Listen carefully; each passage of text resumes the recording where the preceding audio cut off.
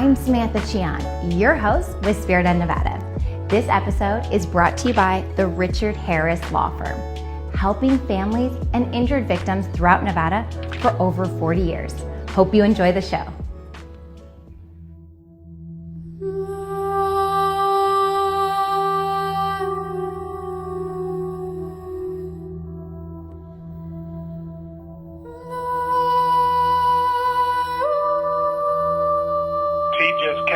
People and then fading into the mountains down around El Dorado Canyon.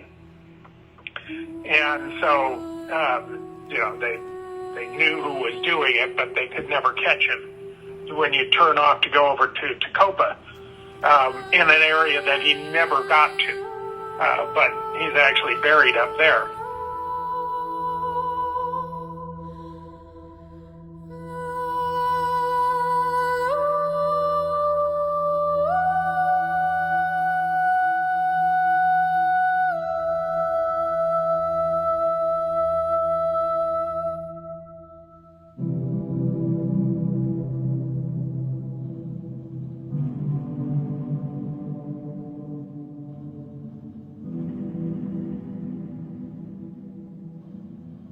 Last week, we filmed a documentary on the Indian renegade named Qeuho. There were many other outlaws just like him. Let me tell you about them.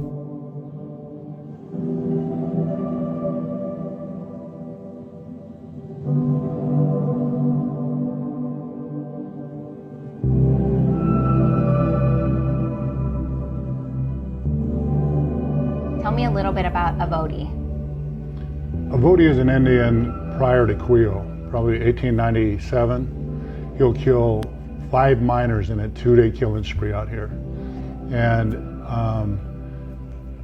one of those miners is Charlie Nelson, and who the town of Nelson's named after.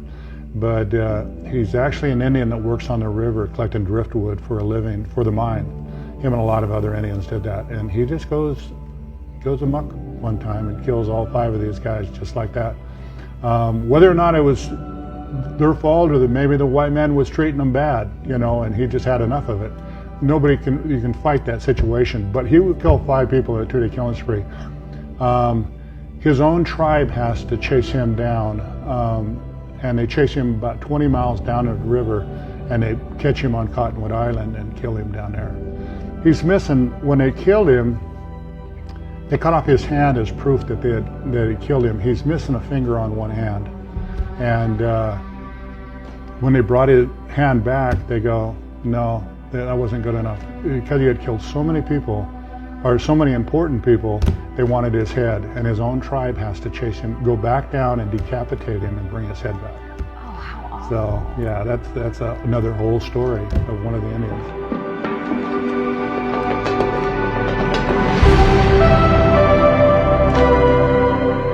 Tachataka is the oldest and richest gold mine in southern Nevada. It operated from 1861 until 1942.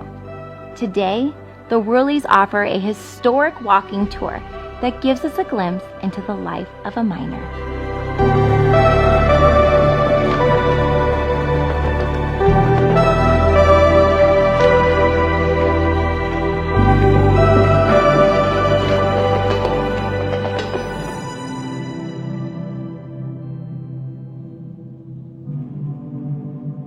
So we're back here at Nelson's Landing. This is the El Dorado mine over there. And right next door is Charles Nelson's home. And it was actually donated over to the Whirlies. This is where he lived. He was very well known in the town and a lot of people respected him. And unfortunately, he was killed by a vote along with 4 others. One room here, got a bathroom here, just sitting room here, and this is as big as the home's got. Okay. It's recording. All right.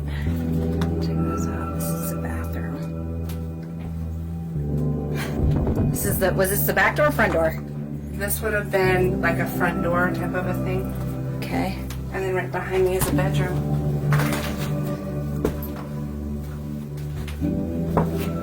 This is how big their homes were. There was no need for a bigger home. Vote is interesting. You got to go with Mwawich first. Mwawich in 1891 is in a poker game in El Dorado Canyon. He and some other folks, some other Indians, and a guy who's carrying the mail. He's a postal rider. He's carrying the mail. He's lucky. He wipes out everybody else, takes all their money. Well, Mwawich doesn't like the fact that he's lost all his money. So the postal rider takes off and he goes across the river and camps. And then he's going to ride on the next day. Mwawich goes over, finds him, kills him, and takes the money back. Well, then he's flashing the money that he has, so they figure out is flashing the money. So the miners in El Dorado Canyon figure out, oh, you just, something's happened here. They find the body of the postal carrier. So at that point, what they would do is they would go to the nearest Indian encampment, because the Paiute lived in basically extended family groups. And so they went to the nearest Indian encampment and they said basically, either you go get this guy, who obviously killed this postal carrier, or we'll kill you. Not very, enlightened of them by any means, but that's how it worked. And so the Indians charged Avote, who was Mwawich's brother, so they were related. Yeah, they were related, and said, you go get him. So wow. Avote goes out and kills his brother. Got to remember, we're in the middle of nowhere at this point. This is down in El Dorado Canyon.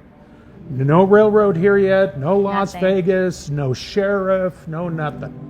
The sheriff never came down here from Pioche. We're part of Lincoln County. There's we're in the middle of nowhere. Avote, 5 years later, finally loses it. He beats up his wife, almost kills her, and he starts killing. And he ends up, he has dinner with a guy, white guy, miner. After dinner, he kills him. And then in his house. Yeah. And then he goes over and asks a friend to borrow a rifle, which, go hunting and that's not Everyone unusual. Has one. So his friend lends him a rifle and he goes out and kills 2 teamsters that he sees. Shoots the first one, the other one sees that he's just shot him, tries to run away, shoots him once, he's wounded, then he shoots him a second time and he's no longer wounded, because he shoots him in the back and he kills him. Okay, he's killed 3 people. This is all the same night. And then he is on the prowl, kills 2 more people. Was there a reason why he shot? No. I mean, why did he go on this killing It's spree? not. There's no explanation. All one can imagine is that he just, he got angry. Was it related to from 5 years before? Was it just that he Caught him on a bad day? got him on a bad day, got a bad hair day? I don't know. He started shooting people and killing people.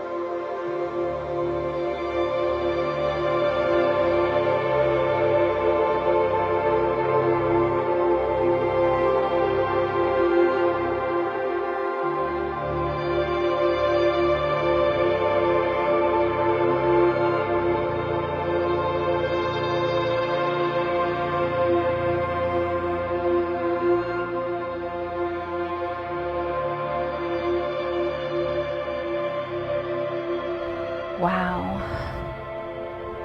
This place is just so breathtaking. Who would have thought that it comes with such a dark history? I'm gonna have a seat because I have a story to tell you. We hiked all the way up to Mouse's tank so that I could tell you what and who hid out here. So there was a Paiute Indian by the name of Mouse. He was a little troublemaker, a drunk, caused a lot of trouble, and he worked for Benelli's Landing, which is right off the Colorado River. And one day, back in January of 1897, he just caused a lot of ruckus in an Indian camp. And Benelli had to disarm him because of what he was doing. And later on, allegedly, after killing 2 prospects, he hid out here in and that's why it's named Mouse's Tank, because this is where he hid out. And as you can see, there's lots of spots to hide. And there's a water area down there. If you hike up here, it's not too bad of a hike. You can see where he got his water. And this place, at some point, just to take you way, way, way back, it was underground. So you can imagine that there was water here at some point. So yeah, these are just things that we've uncovered doing our documentary on Qeuho. So I found out about Mouse and the name behind it in several of my interviews with Mark Hall and over at Nelson's Landing as well, when I sat down with the Worleys. So it's just really neat that all these places here in Nevada have some type of history to them. So at the Valley of Fire, there's Mouse's Tank. Was that named after him? Yeah, it is. I don't even know if he ever made it even over that far, but they named it after him. You know, yeah, I think he did. Yeah, over to Overton, I think that's probably in his range. And you said he was a troublemaker. What's his backstory? Well, he's a horse thief, and he just, stealing all the time and stuff like that. Benelli had a Benelli's Landing down here on the river. He had stole stuff from him and got run out of here. He comes all the way over here, and so he's just bouncing around out here. He's an Indian and he's hungry, and so that's probably what put him up to a lot. Was he a part of any tribe? I think all 3 of them are Paiutes. Okay. Pretty sure. Do you have any photos of him here? No photos of any one of those are available. Mouse was, he was working for Daniel Benelli. He was basically a mean drunk. He was not a nice guy. He was not liked by the other Paiutes. He would get drunk and he would attack the other Indians, and they basically chased him off. And he eventually came back and stole some cabbages out of one of the Indian women, one of the women's gardens. And so she raised the alarm that he was back. He'd been chased off, been kicked out of his job and chased off. He killed some miners across the river in Arizona, and he offered to show them where a gold ledge was, and instead killed them. Then when he showed up again, stole this cabbage, she raised the alarm, and this Indian woman did, and they put together a posse and went out after him. So where did they find him? As I understand it, it was close to Indian Springs when they finally caught up to him and shot him. And they chased him that far. And it was one of a number of people shot him, but they think it was one of the Indians that actually got in the killing shot.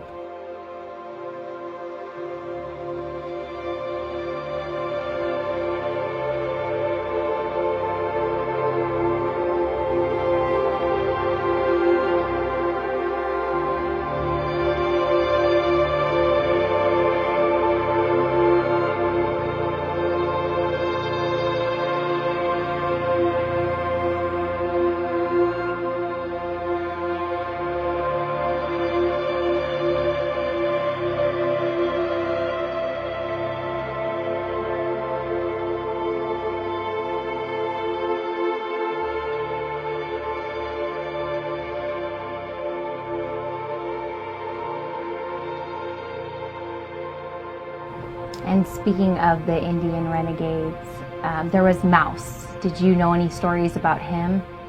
Well, Mouse, my mother told me stories about Mouse. She went to high school in Moapa Valley, and that he would come and raid the homesteaders up there and take animals or crops or things from the kitchen. And then they would chase him and try to track him down, and nobody could ever find him. He'd go over the mountain from Moapa Valley over into the Valley of Fire, and they didn't understand how he could be over there because there's no water over the Valley of Fire. So as they chased and looked, and many years later they found what we now know as Mouse's Tank, which is a pool of water underneath a cliff that maintains water almost year-round, and that's where he was going and living because he had a supply of water there. And that's how he could always get away, because the people that were chasing him would have to go back home because they were out of water.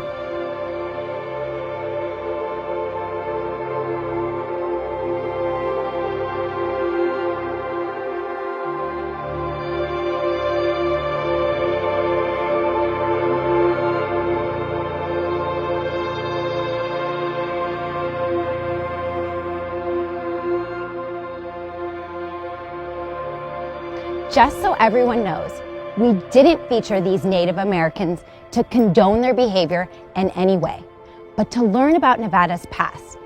We all have done things in our lifetime that we wish we would have handled differently. But it's important not to be defined by our past, but instead learn from our mistakes to build a better future. I'm Samantha Chian, but you can call me Sam with Spirit of Nevada. Brought to you by the Richard Harris Law Firm.